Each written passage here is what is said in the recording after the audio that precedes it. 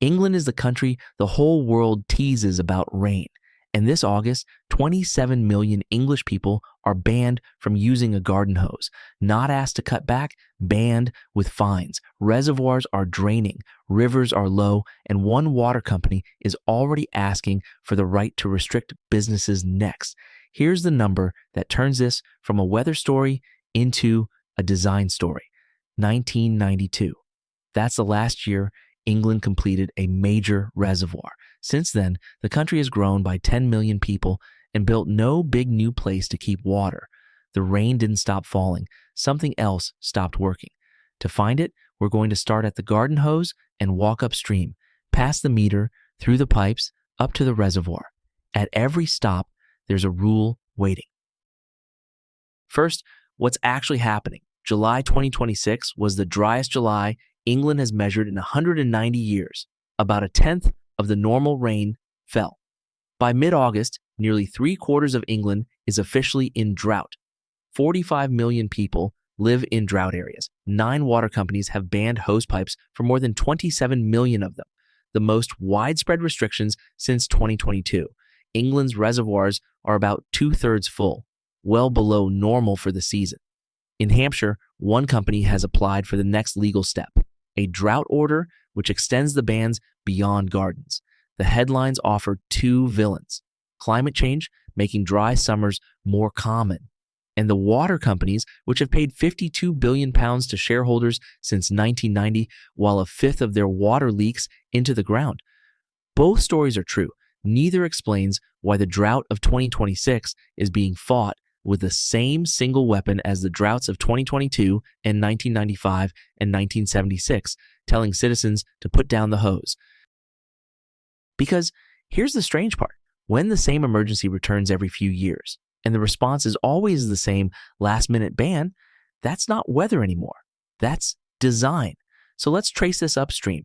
Start at your kitchen tap and follow the water backwards to the meter, to the pipe, to the reservoir. 3 stops.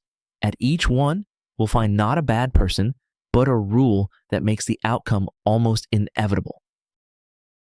Stop 1, the meter, or rather, the place where a meter should be. 4 out of 10 English homes don't have one.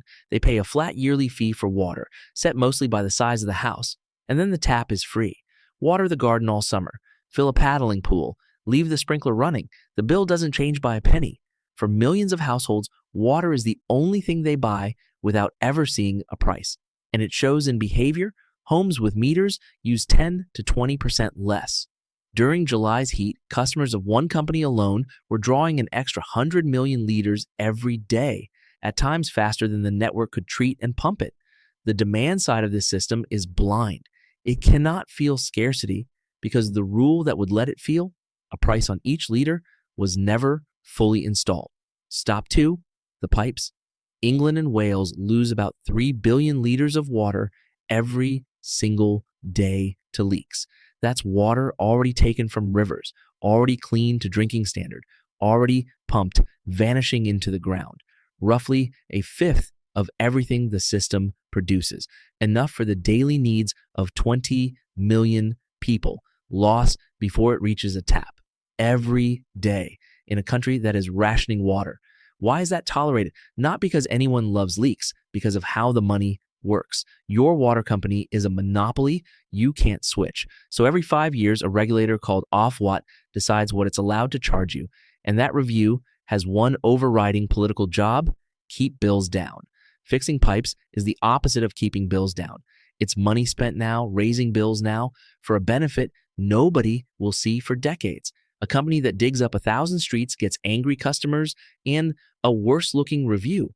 A company that patches just enough to scrape past its target keeps everyone comfortable. In the last 5-year period, the industry promised to cut leaks by 16%. It delivered 9%. 6 companies out of 17 met their own targets. Under this rule, that isn't a scandal. It's the rational move. Stop 3. The reservoir. The last major one England finished is called Carsington. Its story tells you everything about the timescale. Planning began in the 1960s. Construction started in 1979. The dam partially collapsed in 1984 and had to be rebuilt. The Queen opened it in 1992, 3 decades from idea to water. Now look at the reservoir England is trying to build today. Near Abingdon in Oxfordshire, a site the size of Gatwick Airport, meant to secure water for 15 million people.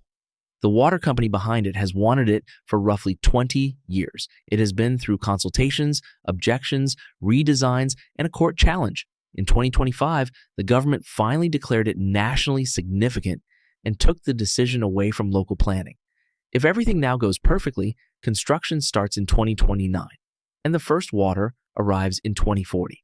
In England, permission takes longer than concrete.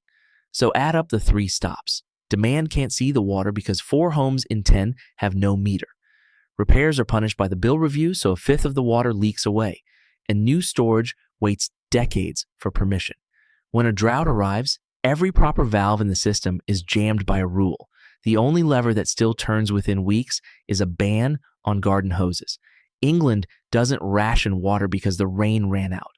It rations water because that's the one move the rulebook left.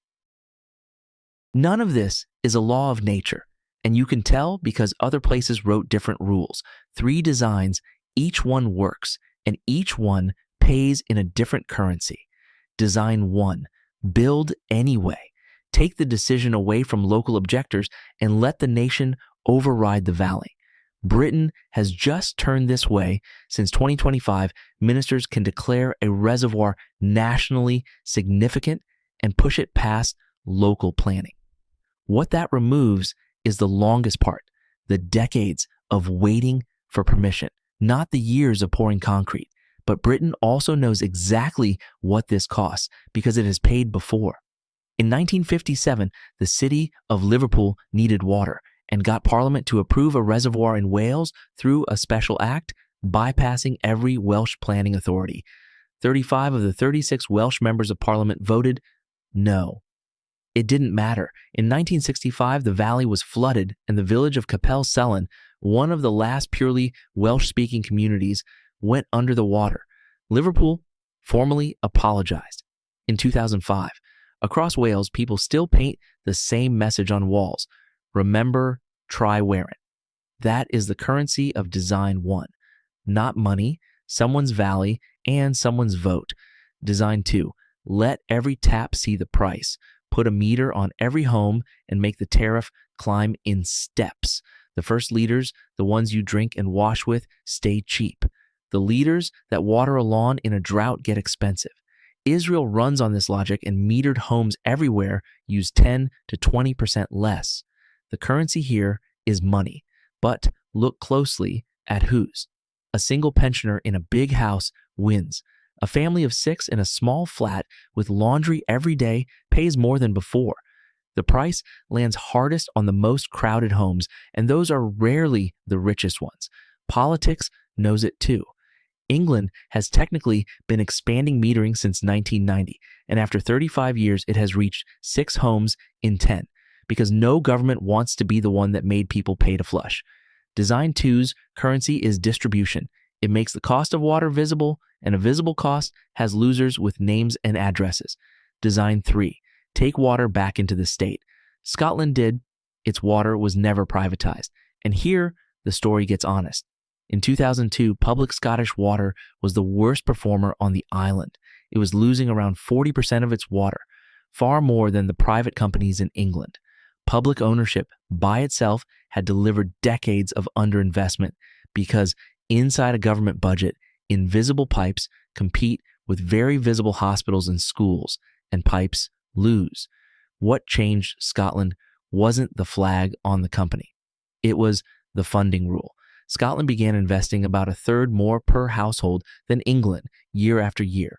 2 decades later, Scottish Water had caught up with the private companies to the south and on several measures passed them. The lever was never who owns the water. It was the rule that decides how much money flows into the ground, and Design 3's currency is exactly that, a permanent place near the front of the Treasury's queue, which lasts only as long as the politics that protects it. So come back to the hosepipe ban. It looks like a failure. The moment the system broke, it's the opposite. It's the system working exactly as designed. 3 rules jammed every other valve, and the ban is the one lever that still moves, which means the real question this drought asks isn't, will it rain more? And it isn't, are the water companies greedy? It's a question about currencies. A country that wants secure water pays in one of 3: a valley and its right to say no, a visible price on every liter, landing hardest on the most crowded homes, or a permanent claim on the national budget that has to beat hospitals every single year. For more than 30 years, England's rulebook chose to pay in none of them. This August, 27 million people are paying in hosepipes. So the next time your country starts rationing something, water, power, housing, don't start with the weather. Ask what the meter never measured. Ask what the review punished. And ask who was allowed to say no for 20 years.